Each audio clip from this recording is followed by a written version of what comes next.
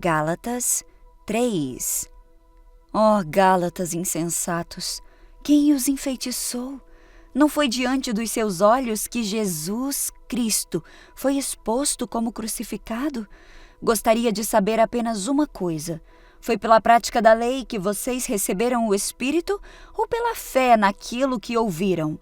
Será que vocês são tão insensatos que, tendo começado pelo Espírito, querem agora se aperfeiçoar pelo esforço próprio? Será que foi inútil sofrerem tantas coisas? Se é que foi inútil, aquele que lhes dá o seu Espírito opera milagres entre vocês, realiza essas coisas pela prática da lei ou pela fé com a qual receberam a palavra? Considerem o exemplo de Abraão. Ele creu em Deus e isso lhe foi creditado como justiça. Estejam certos, portanto, de que os que são da fé, estes é que são filhos de Abraão. Prevendo a Escritura que Deus justificaria pela fé os gentios, anunciou primeiro as boas novas a Abraão: por meio de você, todas as nações serão abençoadas. Assim, os que são da fé são abençoados juntamente com Abraão, homem de fé. Já os que são pela prática da lei estão debaixo de maldição, pois está escrito: maldito todo aquele que não persiste em praticar todas as coisas escritas no livro da lei. É evidente que diante de Deus ninguém é justificado pela lei, pois o justo viverá pela fé. A lei não é baseada na fé. Pelo contrário, quem praticar estas coisas, por elas viverá. Cristo nos redimiu da maldição da lei quando se tornou maldição em nosso lugar, pois está escrito: maldito todo aquele que for pendurado num madeiro. Isto para que em Cristo a bênção de Abraão chegasse também aos gentios, para que recebêssemos a promessa do Espírito mediante a fé. Irmãos, humanamente falando, ninguém pode anular um testamento depois de ratificado, nem lhe acrescentar algo.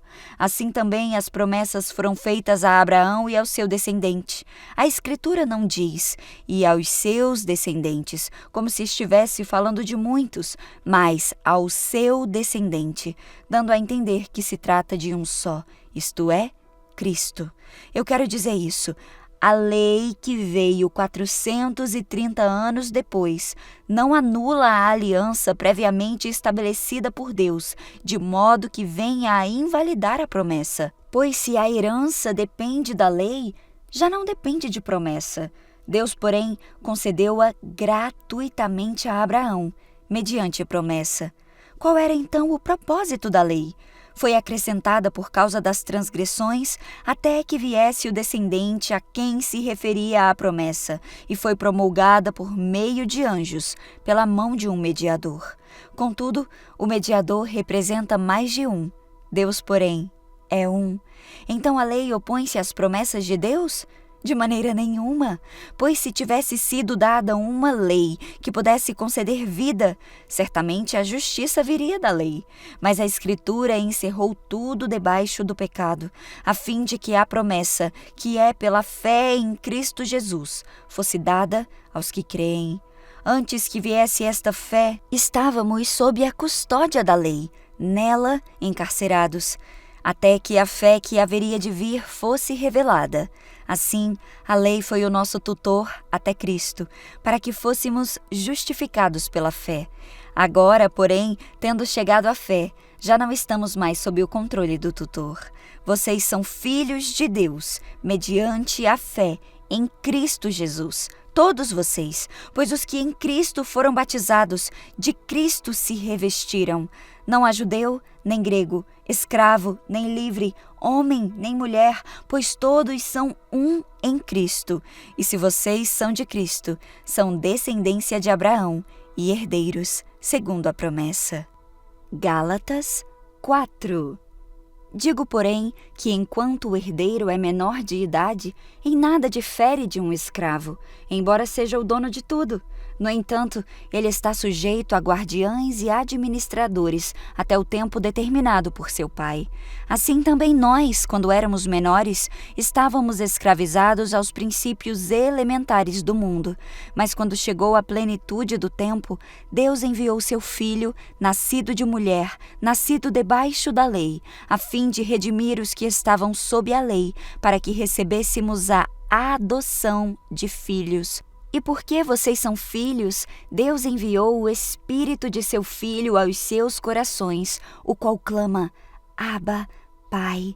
Assim você já não é mais escravo, mas filho. E por ser filho, Deus também o tornou herdeiro. Assim, antes, quando vocês não conheciam a Deus, eram escravos daqueles que, por natureza, não são deuses. Mas agora, conhecendo a Deus, ou melhor, sendo por Ele conhecidos, como é que estão voltando àqueles mesmos princípios elementares, fracos e sem poder? Querem ser escravizados por eles outra vez? Vocês estão observando dias especiais, meses, ocasiões específicas e anos. Temo que os meus esforços por vocês tenham sido inúteis. Eu lhes suplico, irmãos, que se tornem como eu, pois eu me tornei como vocês. Em nada vocês me ofenderam. Como sabem, foi por causa de uma doença que lhes preguei o Evangelho pela primeira vez. Embora minha doença lhes tenha sido uma provação, vocês não me trataram com desprezo ou desdém. Pelo contrário, receberam-me como se eu fosse um anjo de Deus, como o próprio Cristo Jesus. O que aconteceu com a alegria de vocês? Eu tenho certeza que, se fosse possível, vocês teriam arrancado os próprios olhos para dá-los a mim. Tornei-me inimigo de vocês por lhes dizer a verdade?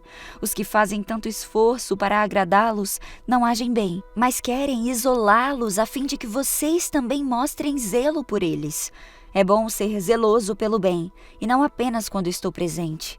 Meus filhos, novamente eu estou sofrendo dores de parto por causa de vocês, até que Cristo seja formado em vocês. Eu gostaria de estar com vocês agora e mudar o meu tom de voz, pois eu estou perplexo quanto a vocês. Digam-me vocês, os que querem estar debaixo da lei, acaso vocês não ouvem a lei? Pois está escrito que Abraão teve 2 filhos, um da escrava e outro da livre. O filho da escrava nasceu de modo natural, mas o filho da livre nasceu mediante promessa. Isso é usado aqui como uma ilustração. Estas mulheres representam 2 alianças. Uma aliança procede do Monte Sinai e gera filhos para a escravidão. Esta é Agar.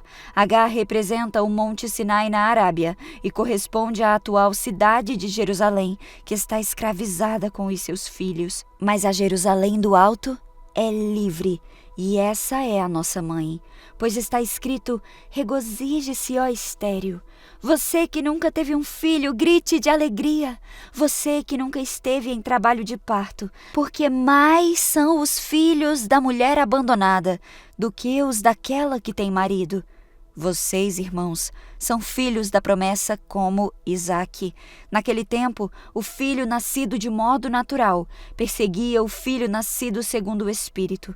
O mesmo acontece agora. Mas o que diz a Escritura? Mande embora a escrava e o seu filho, porque o filho da escrava jamais será herdeiro, como o filho da livre. Portanto, irmãos, não somos filhos da escrava, mas da livre.